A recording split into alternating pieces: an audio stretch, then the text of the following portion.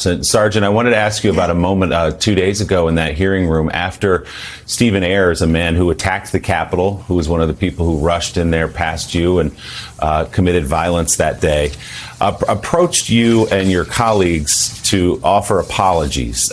Mixed reactions. Some of the officers wanted none of it. They didn't accept the apology. Some of them, I think, were probably actively angry with him and maybe didn't want to even shake his hand, but you did accept that apology. Why?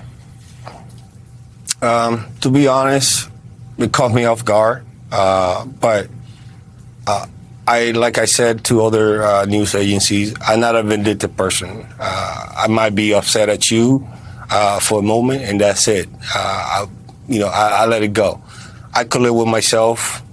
With the action that I took on January 6th, I know what I did was right. The first person he should have had apologized in that room, even when he was doing his testimony, when he began, it should have been to Aaron Smith, who was right next to me.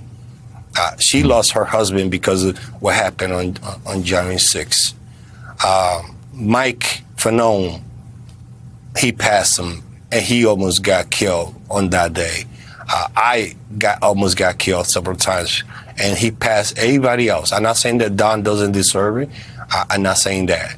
What I'm saying is that the first person who he should have had apologized in that room, it should have been Aaron Smith. I don't know whether he did that as for a photo op or for seeking leniency against the judge.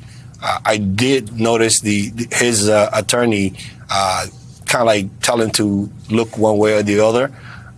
That's up to him and his maker. I know I could live with myself with those decisions that I did. At the end of the day, he had to answer to the judges in his criminal cases and to his maker when everything is said and done.